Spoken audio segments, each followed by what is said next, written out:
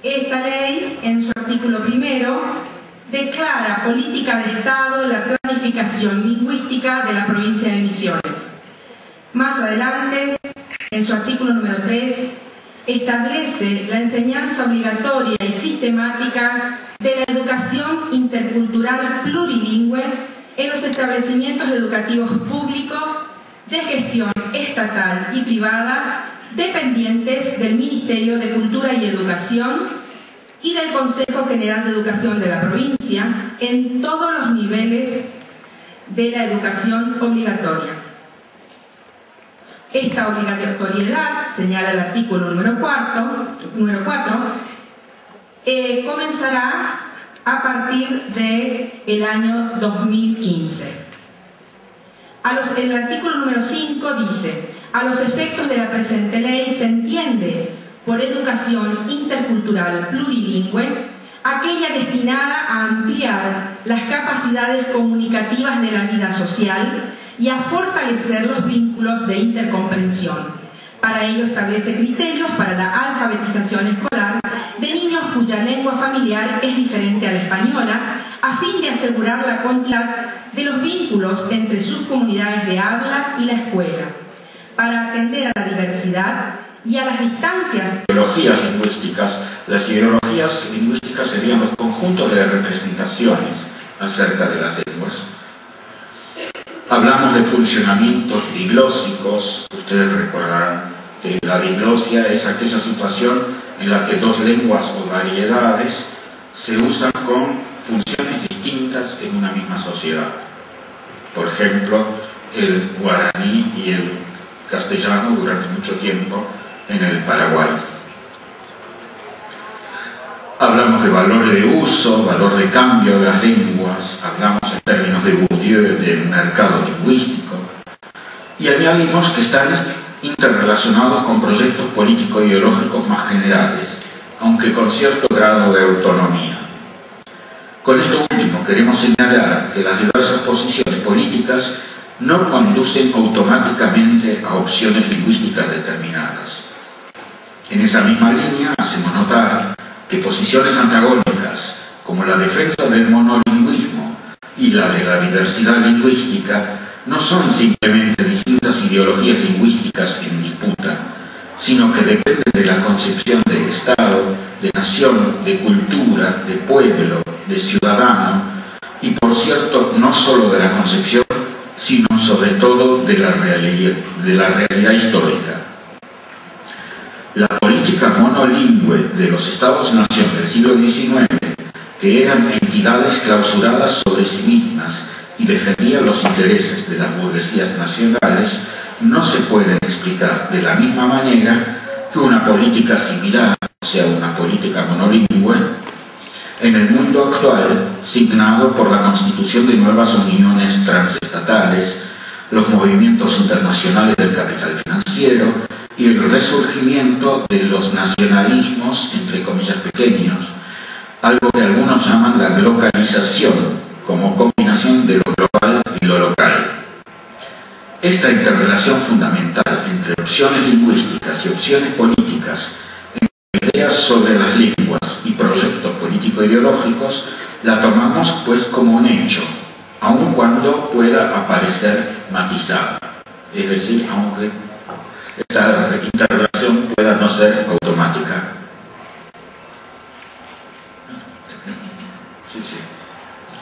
Sí, el PowerPoint lo voy a usar muy poco, después que mi director de tesis me dijo: ¿tiene algo que decir o tiene un PowerPoint? Bueno, además, sobre esta interrelación entre opciones lingüísticas y opciones políticas, además de todo, creo que es verdad, creo que es verdadera. El problema suele ser explicar esa interrelación en los casos concretos. O sea, hacer teoría es muy lindo, es muy fácil y hasta a veces elegante, pero a veces la maldita realidad no se adapta a los conceptos nuestros de sociólogos del lenguaje. Entonces tenemos dos posibilidades: o torcer nuestros resultados o cambiar nuestras teorías o rezar porque la realidad se adapte a nuestras teorías. Además de la distancia que suele existir entre las políticas lingüísticas declaradas y las realmente ejecutadas. Para dar un solo ejemplo, hay gobiernos que se presentan discursivamente como sólidos defensores de la diversidad lingüística y cultural, pero retasean el apoyo económico para que esta diversidad pueda concretarse. Hace una semana un sociolingüista catalán me explicaba que la actual crisis económica española pone al desnudo esta cuestión. Quienes dicen, por ejemplo, sí, nos gustaría apoyar los idiomas regionales, pero no hay dinero, son los que en el fondo no están nada convencidos de las bondades de una España multilingüe. Pues bien, en esta conferencia intentaré delinear provisional y sucintamente algunas de estas intervenciones en lo que hace a las lenguas extranjeras en 3 momentos de la política lingüística escolar argentina con relación a esas lenguas. He escogido 3 años en que se tomaron medidas innovadoras al respecto. En 1942, la enseñanza de una lengua extranjera durante 2 años y otra durante 3 años. En 1998, la introducción de la enseñanza de lenguas extranjeras en la escolaridad obligatoria. A principios de 2009, la aprobación de la ley de oferta obligatoria del portugués en todas las escuelas secundarias a partir de 2016. También intentaré mostrar que reflejan posiciones respecto del castellano y de las lenguas aborígenes, y que si bien constituyen una sucesión temporal, quiero decir 1942, 98, 2009, siguen influyendo, a veces de manera contradictoria, en la realidad ortopolítica o político-lingüística actual. Bueno, vamos a la historia previa. Hasta el nacimiento de la Argentina como país independiente, la política lingüística en el territorio fue naturalmente la de la corona española. Los Austrias, los Habsburgo, quienes reinaron durante los siglos XVI y XVII, practicaron una hispanización no coercitiva e incluso promovieron las, entre comillas, grandes lenguas aborígenes a las que llamaban lenguas generales.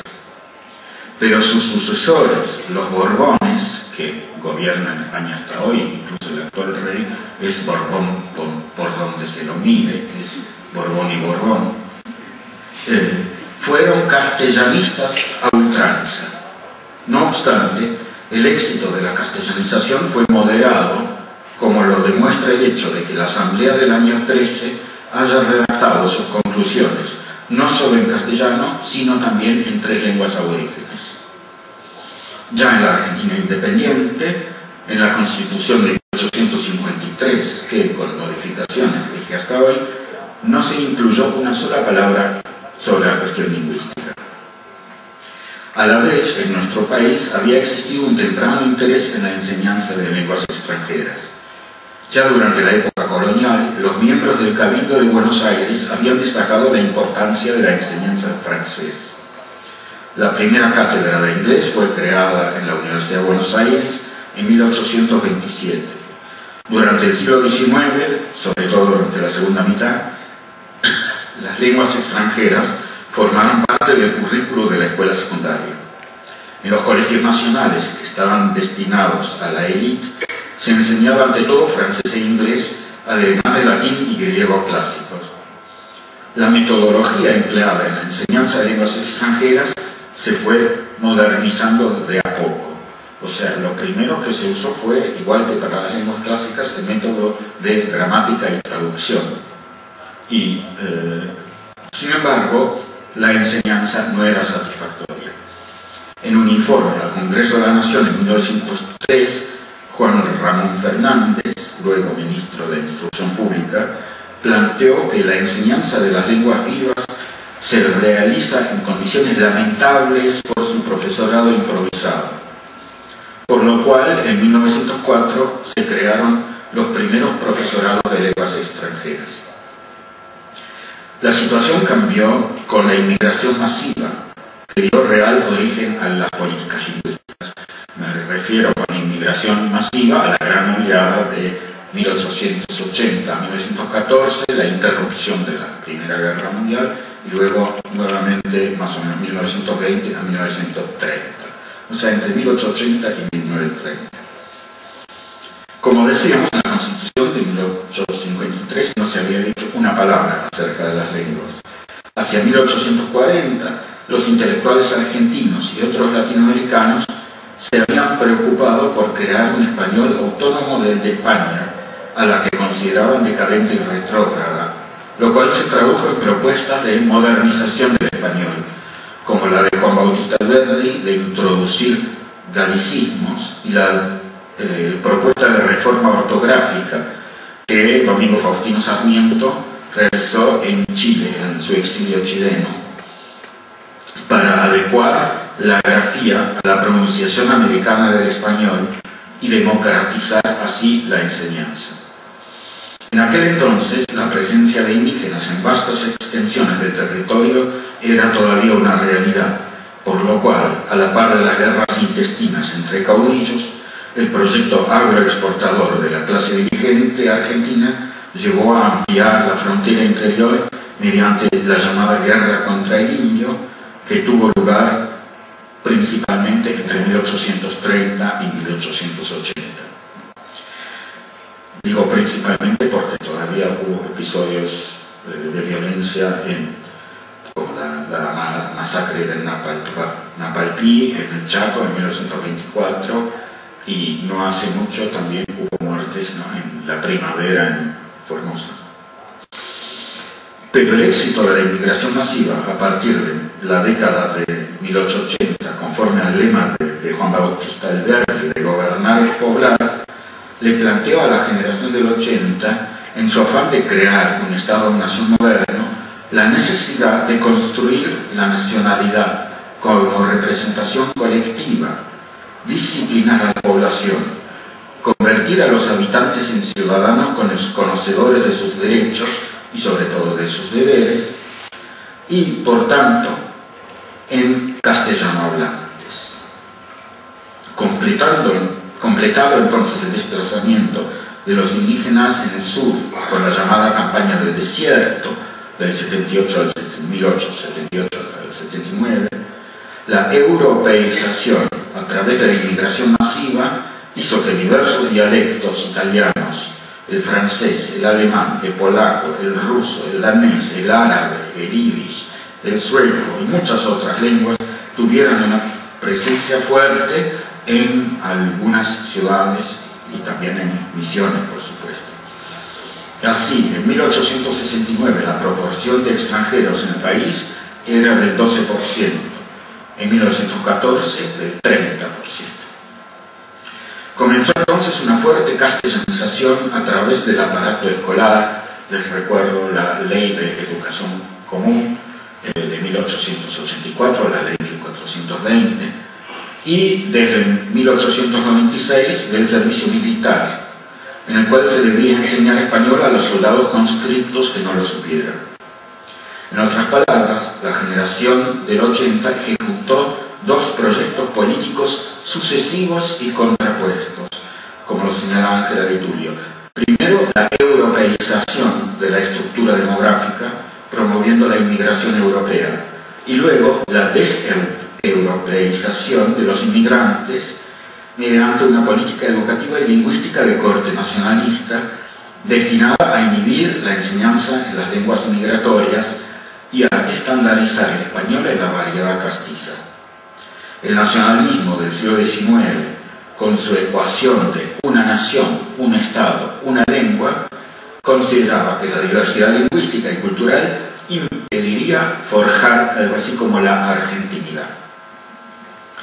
También contribuyeron a la castellanización manifestaciones culturales como el sainete, que ridiculizaba a los hablantes del cocoliche, o sea, de esta mezcla entre castellano e italiano de los inmigrantes, y la caracterización del lunfardo como lengua de la delincuencia, aunque hoy día hay hipótesis que muestran que en realidad era lengua de inmigrantes, no necesariamente de delincuentes.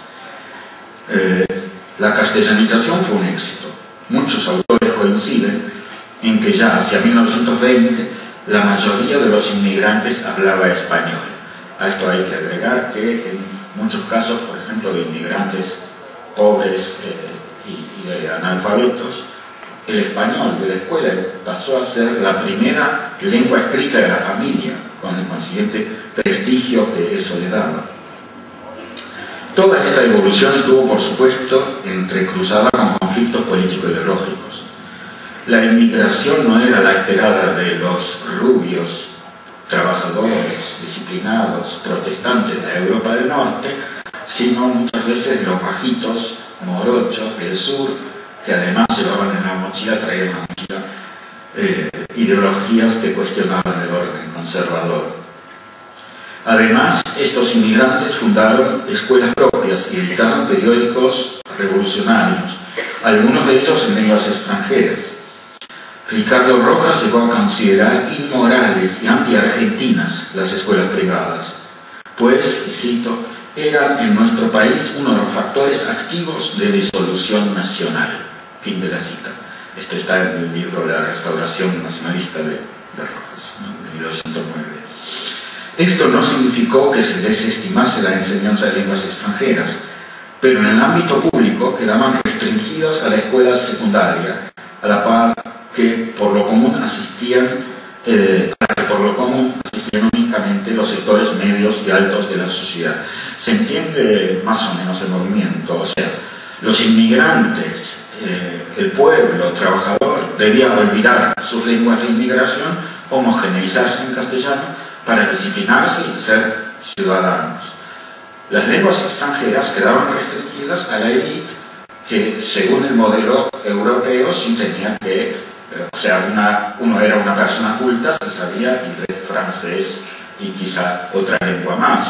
Por eso las lenguas extranjeras tampoco se enseñaban en la escuela primaria, sino que más bien se reprimían esas enseñanzas. Con la masividad de la inmigración y los cambios sociales, comenzó a crecer el sector terciario, lo cual se plasmó políticamente en la Ley Sáenz-Peña de 1912, en el sufragio universal y secreto, y habría que agregar, ante una platea mayoritariamente femenina, sufragio masculino, universal y secreto. Y la constitución de partidos representativos de los sectores medios, como la Unión Cívica Radical, que ganó las elecciones presidenciales de 1916.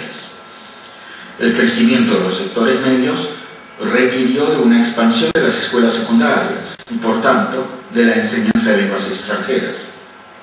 Sin embargo, la concepción seguía siendo la de élite, como ya lo señalé.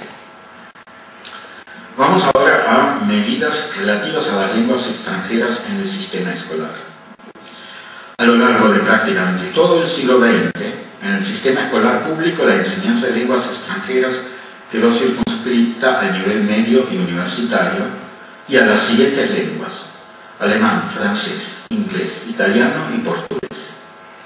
Estas y otras lenguas extranjeras fueron enseñadas también en instituciones escolares, religiosas o sociales, privadas, de colectividades migrantes.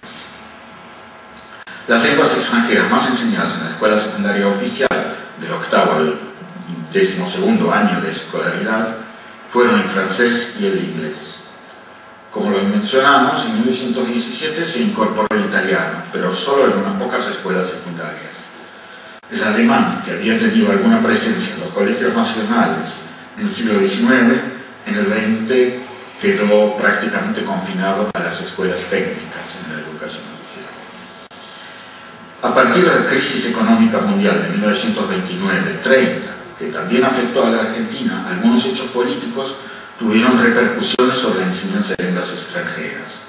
El surgimiento de los fascismos italiano y alemán, que contaba con simpatías entre las fuerzas militares que derrocaron a Irigoyen en 1930, produjo movilizaciones de inmigrantes de esos orígenes. Como la Argentina quería permanecer neutral, y lo fue efectivamente hasta 2 años de finalizada la Segunda Guerra Mundial, y como estaba sometida también a la dependencia económica del Reino Unido con el pacto Roca-Runciman, en 1938 se formó una comisión parlamentaria contra las actividades de los grupos profascistas, lo cual se tradujo en medidas restrictivas para las escuelas alemanas e italianas. El vicepresidente Castillo, quien reemplazó al enfermo presidente Ortiz en 1940, posiblemente tuviera más simpatía por el eje. Comienzo de la enseñanza de lenguas extranjeras en el cuarto año de la escuela primaria. El acuerdo marco número 15 del Consejo Federal de Cultura y Educación, cuya versión definitiva, la 12ª, se aprobó en mayo de 1998, fijaba las siguientes opciones.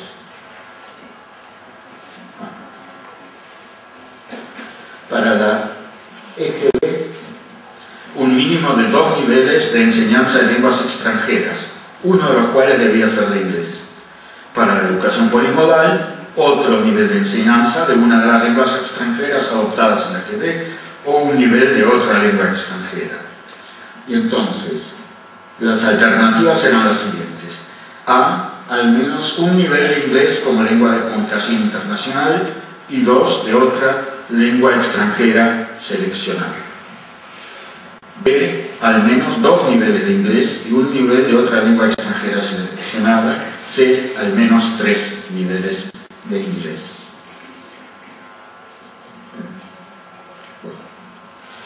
En función de las alternativas expuestas, las provincias y la ciudad de Buenos Aires garantizarán en una primera etapa de transición la enseñanza progresiva de lenguas extranjeras a partir del 7º año de la EGB, etcétera, etcétera.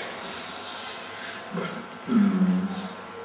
si bien el A15 solo imponía un mínimo de 3 años de inglés, de hecho varias de las provincias que cumplieron con la introducción de lenguas extranjeras a partir del 4º año de escolaridad optaron por enseñar únicamente inglés.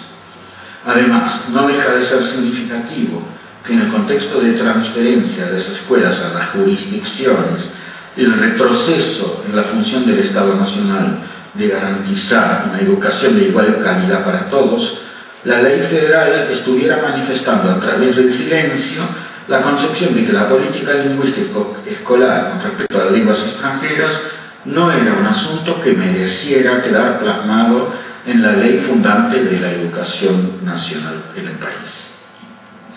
Después de la debacle de 2001 y de diversas crisis nacionales e internacionales, entonces se decidió fortalecer las integraciones regionales. En ese marco sugirió la ley que voy a comentar después de un sorbo de agua.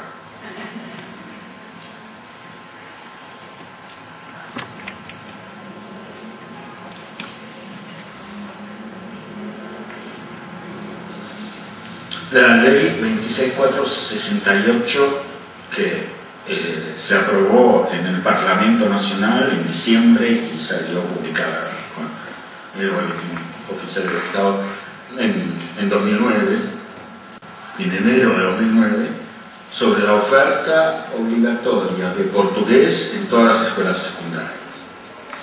Entonces, durante 2008 el Parlamento argentino debatió y produjo una ley análoga a la ley 11161 brasileña del 2005 con respecto a la inclusión obligatoria en todas las escuelas secundarias de una propuesta curricular para la enseñanza del idioma portugués como lengua extranjera, a concretarse hasta 2016. Con el antecedente de las escuelas bilingües de frontera, la ley 26468 estipula que en las provincias fronterizas con Brasil corresponderá su inclusión desde el nivel primario. Se trata de la primera vez que la Argentina asume la realidad lingüística del Mercosur para su integración, pues por una parte, con la composición actual, el Mercosur tiene unos 190 millones de hablantes de portugués y unos 50 millones de hablantes de español, o sea que los hispanoparlantes son minoritarios. Por la otra, desde numerosos círculos intelectuales y políticos, se ha insistido en la necesidad del aprendizaje mutuo de al menos las lenguas oficiales para favorecer la construcción de una identidad diversa pero común.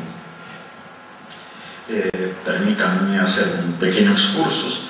Vamos a ver que la Argentina ha adoptado, los países latinoamericanos han adoptado muchas veces el modelo de la Unión Europea para las lenguas oficiales. ¿no? O sea, se toma como lengua oficial aquella que es oficial en todo el Estado, ¿sí?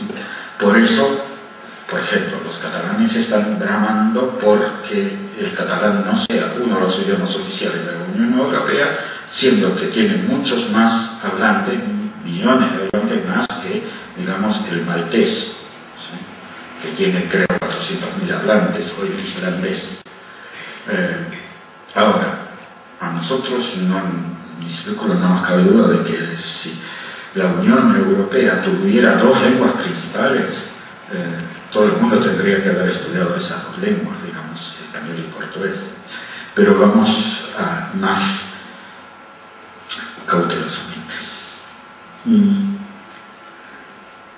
Por lo demás, la ley contempla la formación docente, la acreditación de conocimientos y títulos, la incorporación de docentes de otros países del Mercosur, la realización de seminarios conjuntos e incluso el desarrollo de programas no convencionales de enseñanza del idioma portugués en el marco de la educación permanente, con lo cual abre la posibilidad de oficializar cursos de intercomprensión, diálogos bilingües y destrezas seleccionadas que podrían ser muy útiles para adultos que tengan un intercambio frecuente con el Brasil, como políticos, empresarios, técnicos, personal de turismo. Se debe destacar, no obstante, el carácter no obligatorio del portugués para los alumnos. El artículo 3 dice: el cursado de la propuesta curricular para la enseñanza del idioma portugués será de carácter optativo para los estudiantes. El Ministerio de Educación, Ciencia y Tecnología, en acuerdo con el Consejo Federal de Educación. Por lo demás, la ley contempla la formación docente, la acreditación de conocimientos y títulos, la incorporación de docentes de otros países del Mercosur, la realización de seminarios conjuntos e incluso el desarrollo de programas no convencionales de enseñanza del idioma portugués en el marco de la educación permanente, con lo cual abre la posibilidad de oficializar cursos de intercomprensión, diálogos bilingües y destrezas seleccionadas que podrían ser muy útiles para adultos que tengan un intercambio frecuente con el Brasil, como políticos, empresarios, técnicos, personal de turismo. Se debe destacar, no obstante, el carácter no obligatorio del portugués para los alumnos. El artículo 3 dice: el cursado de la propuesta curricular para la enseñanza del idioma portugués será de carácter optativo para los estudiantes. El Ministerio de Educación, Ciencia y Tecnología, en acuerdo con el Consejo Federal de Educación, dispondrá medidas que estimulen su participación en esta propuesta curricular. Vamos ahora al último punto: discusión y conclusiones. Queremos apuntar aquí algunos hechos notorios de la evolución reciente de las políticas lingüísticas actuales.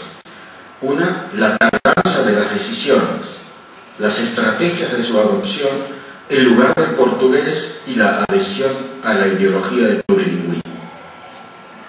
Con relación a la tardanza, no puede dejar de llamar la atención que desde la aprobación de la Ley de Educación Nacional de 2006 hubieran transcurrido 3 años antes de que se reorganizara el área de lenguas extranjeras en el Ministerio de Educación de la Nación, a fines del 2009 recién, y otros 2 años hasta que se aprobaran algunas de sus propuestas.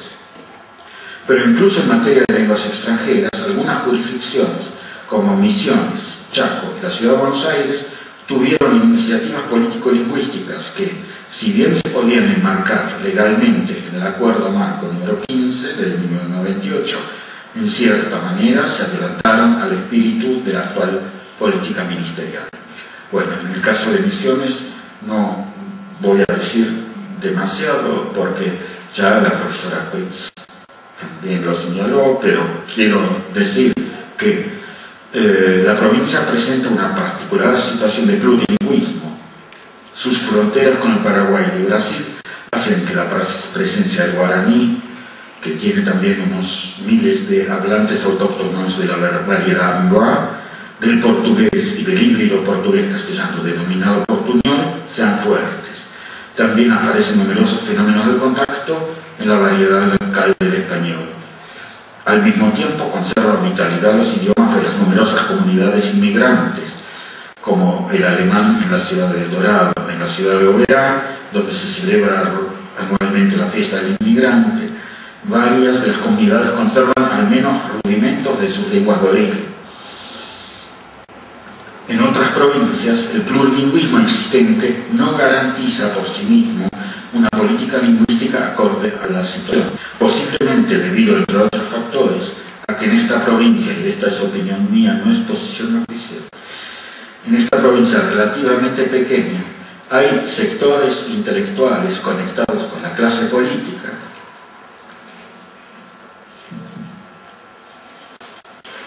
se han producido en los últimos años algunas iniciativas político-lingüísticas que la distinguen del resto.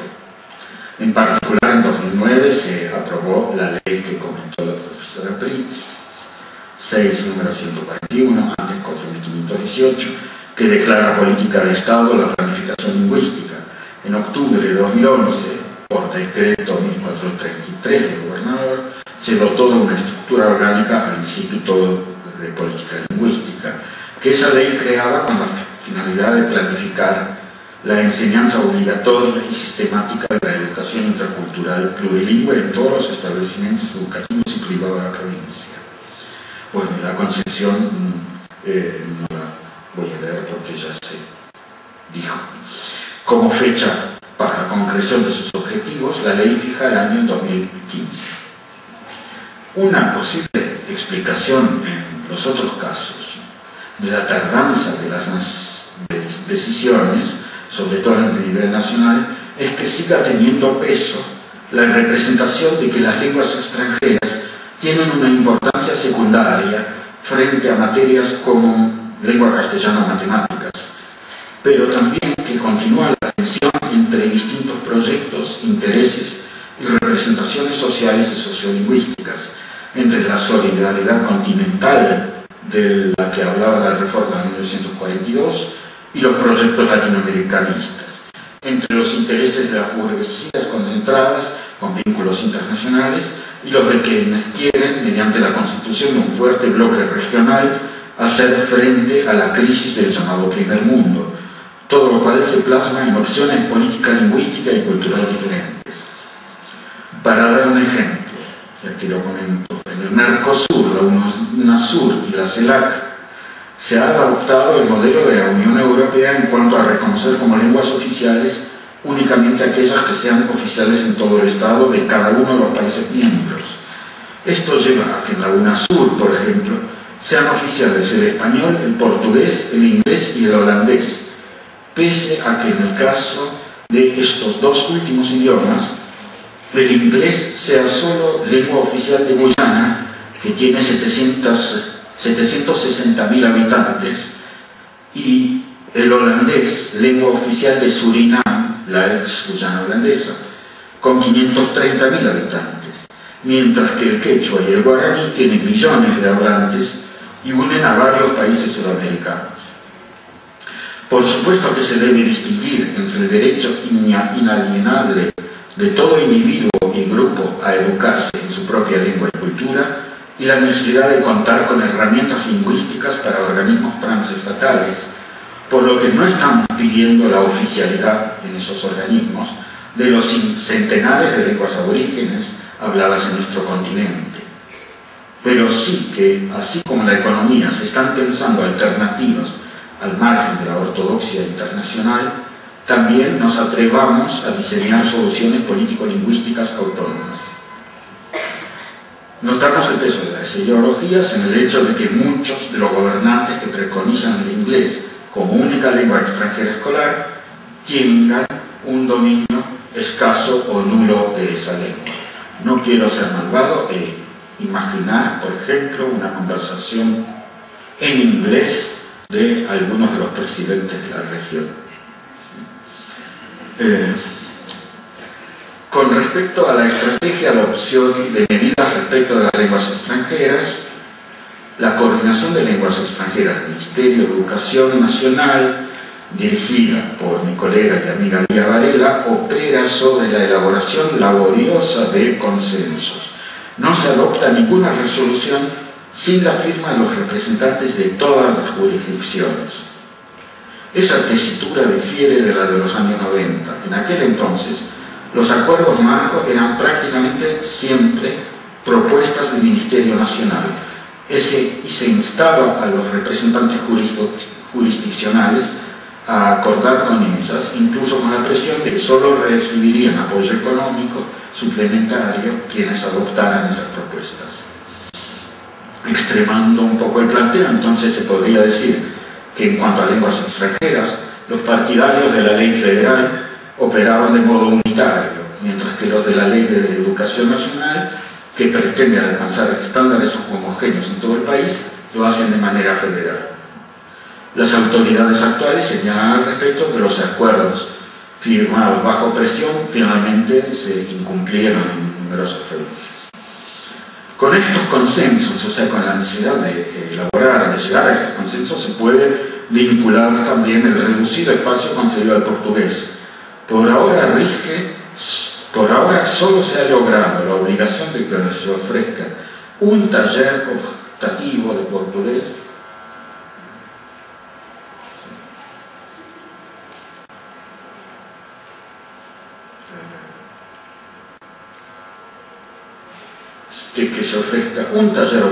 portugués en cumplimiento de la ley 26468 de al menos un año de duración y únicamente en la orientación en lenguas. Esto ciertamente no constituye el cumplimiento de la ley 26.468, ni mucho menos de su espíritu. Con ello no estamos defendiendo esa ley como la solución única o más feliz para la política lingüística escolar argentina. Es posible pensar en otras opciones, tanto para el portugués como para la selección de lenguas extranjeras escolares en general. Se podría, por ejemplo, enseñar portugués o lenguas indígenas en el nivel primario, haciendo foco en las destrezas orales, crear así entusiasmo en el aprendizaje de lenguas y reservar el nivel medio para otras o para lenguas extranjeras. Lo que hemos querido focalizar es el hecho de que, una vez más, una ley nacional aprobada por ambas cámaras del Parlamento se convierta casi en letra muerta a raíz de las representaciones operantes. El portugués se entiende. Se habla en un solo país, como si no existieran Portugal y los países africanos. En segundo lugar, que tanto el cumplimiento como los incumplimientos parciales o totales de las medidas tomadas en 1942, en 1998 y en 2009 demuestran que los responsables de las opciones político-lingüísticas son, por lo común, los gobiernos, pero que en su éxito o su fracaso interviene toda una red de gobiernos provinciales, sistemas educativos, organizaciones de la sociedad civil, padres de alumnos y, por supuesto, nosotros, los docentes. Nada más.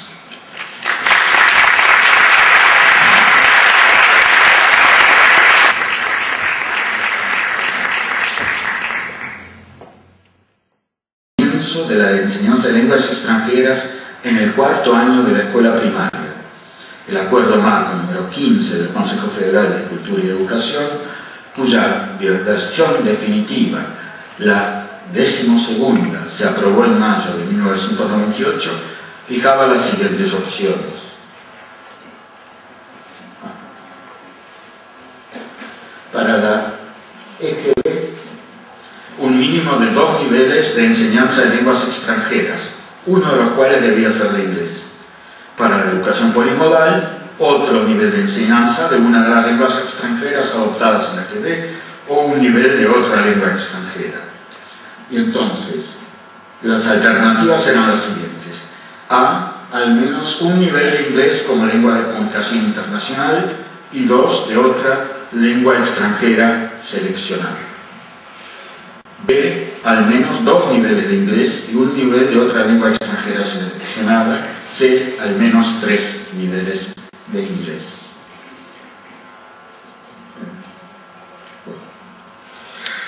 función de las alternativas expuestas, las provincias de la Ciudad de Buenos Aires garantizarán en una primera etapa de transición la enseñanza progresiva de lenguas extranjeras a partir del 7º año de la EGB, etcétera, etcétera.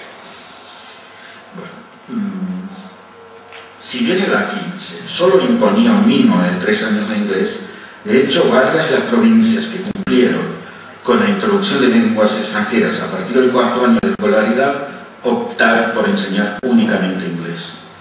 Además, no deja de ser significativo que en el contexto de transferencia de esas escuelas a las jurisdicciones, el retroceso en la función del Estado Nacional de garantizar una educación de igual calidad para todos, la ley federal estuviera manifestando a través del silencio la concepción de que la política lingüística escolar con respecto a las lenguas extranjeras no era un asunto que mereciera quedar plasmado en la ley fundante de la educación nacional en el país. Después de la debacle de 2001 y de diversas crisis nacionales e internacionales, entonces se decidió fortalecer las integraciones regionales. En ese marco sugirió la ley que voy a comentar después de un sorbo de agua.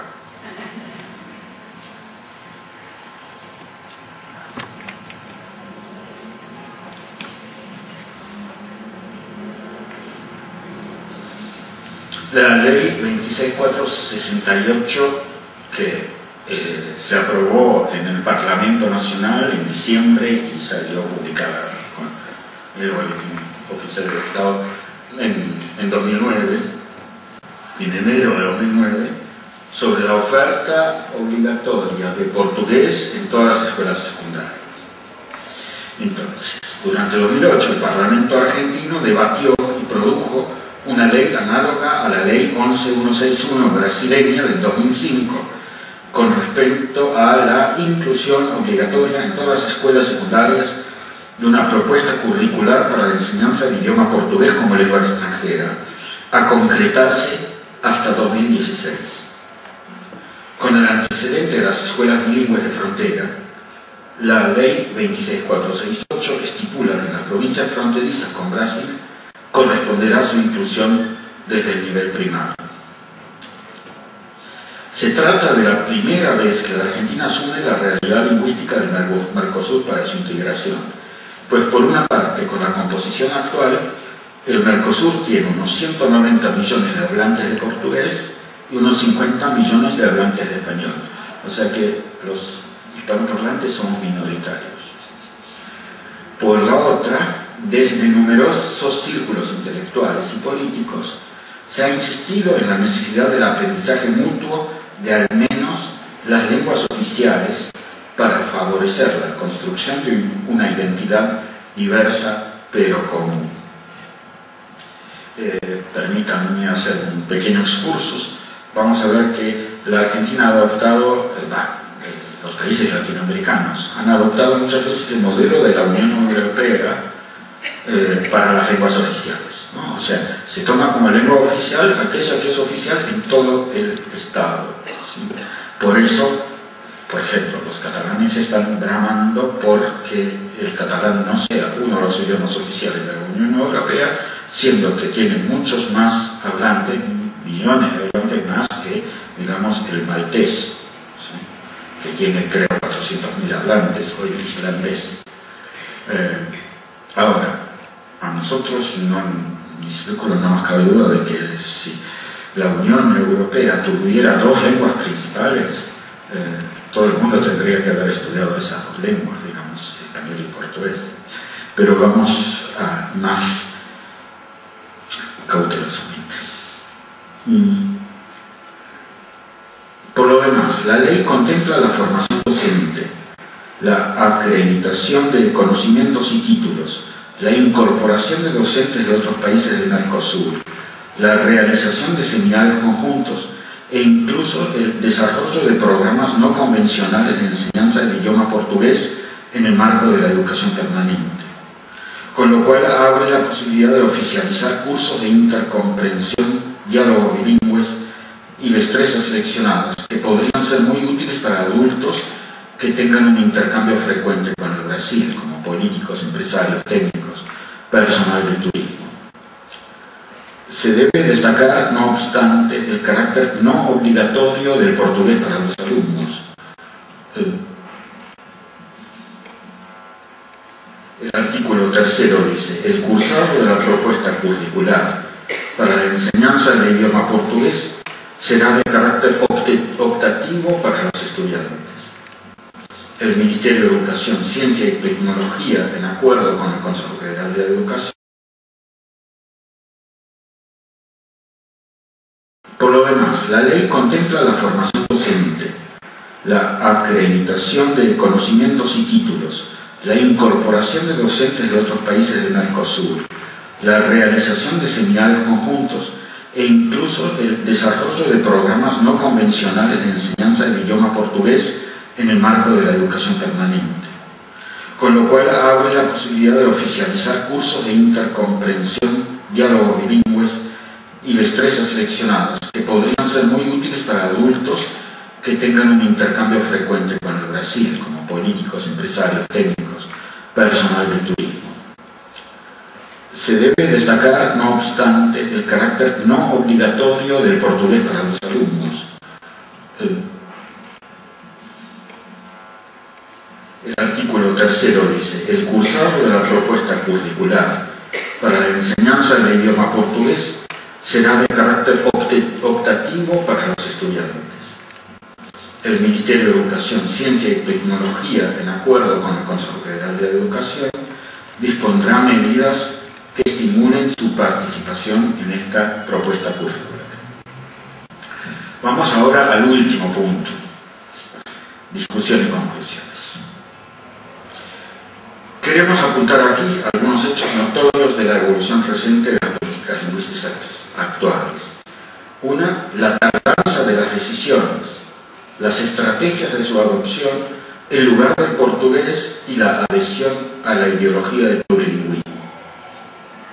Con relación a la tardanza, no puede dejar de llamar la atención que desde la aprobación de la Ley de Educación Nacional de 2006 hubieran transcurrido 3 años antes de que se reorganizara el área de lenguas extranjeras en el Ministerio de Educación de la Nación, a fines del 2009 recién, y otros 2 años hasta que se aprobaran algunas de sus propuestas. Pero incluso en materia de lenguas extranjeras, algunas jurisdicciones, como Misiones, Chaco y la Ciudad de Buenos Aires, tuvieron iniciativas político-lingüísticas que, si bien se podían enmarcar legalmente en el Acuerdo Marco número 15 del 1998, en cierta manera se adelantaron al espíritu de la actual política ministerial. Bueno, en el caso de Misiones no voy a decir demasiado porque ya la profesora Pritz también lo señaló, pero quiero decir que la provincia presenta una particular situación de plurilingüismo.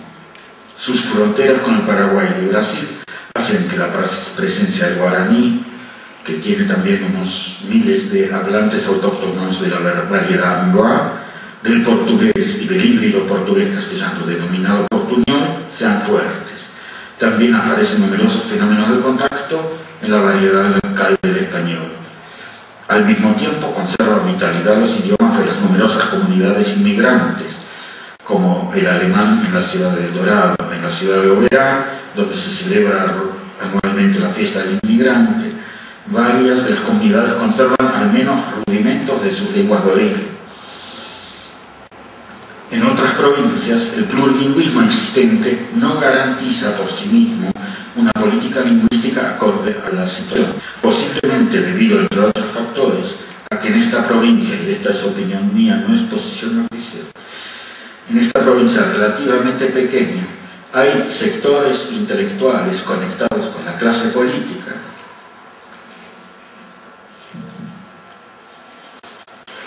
se han producido en los últimos años algunas iniciativas político-lingüísticas que la distinguen del resto.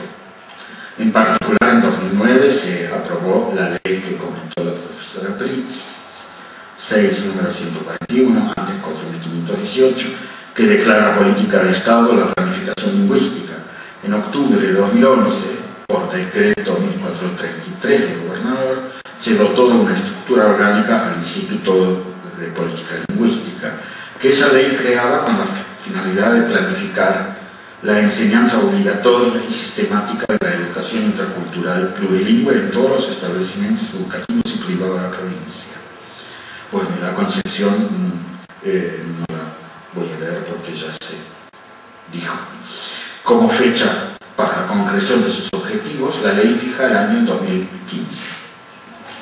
Una posible explicación en los otros casos de la tardanza de las decisiones, sobre todo en el nivel nacional, es que siga teniendo peso la representación de que las lenguas extranjeras tienen una importancia secundaria frente a materias como lengua castellana o matemáticas, pero también que continúa la tensión entre distintos proyectos, intereses y representaciones sociales y sociolingüísticas, entre la solidaridad continental de la que hablaba la reforma de 1942 y los proyectos latinoamericanistas, entre los intereses de las burguesías concentradas con vínculos internacionales y los de quienes quieren, mediante la constitución de un fuerte bloque regional, hacer frente a la crisis del llamado primer mundo, todo lo cual se plasma en opciones políticas, lingüísticas y culturales diferentes. Para dar un ejemplo, ya que lo comento, en el Mercosur, la UNASUR y la CELAC se ha adoptado el modelo de la Unión Europea en cuanto a reconocer como lenguas oficiales únicamente aquellas que sean oficiales en todo el Estado de cada uno de los países miembros. Esto lleva a que en la UNASUR, por ejemplo, sean oficiales el español, el portugués, el inglés y el holandés, pese a que en el caso de estos dos últimos idiomas, el inglés sea solo lengua oficial de Guyana, que tiene 760.000 habitantes, y el holandés, lengua oficial de Surinam, la ex Guyana holandesa, con 530.000 habitantes, mientras que el quechua y el guaraní tienen millones de hablantes y unen a varios países sudamericanos. Por supuesto que se debe distinguir entre el derecho inalienable de todo individuo y grupo a educarse en su propia lengua y cultura y la necesidad de contar con herramientas lingüísticas para organismos transestatales, por lo que no estamos pidiendo la oficialidad en esos organismos de los centenares de lenguas aborígenes habladas en nuestro continente. Pero sí que, así como la economía, se están pensando alternativas al margen de la ortodoxia internacional, también nos atrevamos a diseñar soluciones político-lingüísticas autónomas. Notamos el peso de las ideologías en el hecho de que muchos de los gobernantes que preconizan el inglés como única lengua extranjera escolar tengan un dominio escaso o nulo de esa lengua. No quiero ser malvado e imaginar, por ejemplo, una conversación en inglés de algunos de los presidentes de la región. Con respecto a la estrategia de adopción de medidas respecto de las lenguas extranjeras, la Coordinación de Lenguas Extranjeras del Ministerio de Educación Nacional, dirigida por mi colega y amiga Lía Varela, opera sobre la elaboración laboriosa de consensos. No se adopta ninguna resolución sin la firma de los representantes de todas las jurisdicciones. Esa tesitura difiere de la de los años 90. En aquel entonces, los acuerdos marco eran prácticamente siempre propuestas del Ministerio Nacional y se instaba a los representantes jurisdiccionales a acordar con ellas, incluso con la presión de que solo recibirían apoyo económico suplementario quienes adoptaran esas propuestas. Extremando un poco el planteo, entonces se podría decir que en cuanto a lenguas extranjeras, los partidarios de la ley federal operaban de modo unitario, mientras que los de la ley de educación nacional, que pretende alcanzar estándares homogéneos en todo el país, lo hacen de manera federal. Las autoridades actuales señalan al respecto que los acuerdos firmados bajo presión finalmente se incumplieron en numerosas provincias. Con estos consensos, o sea, con la necesidad de elaborar, de llegar a estos consensos, se puede vincular también el reducido espacio concedido al portugués. Por ahora solo se ha logrado la obligación de que se ofrezca un taller optativo de portugués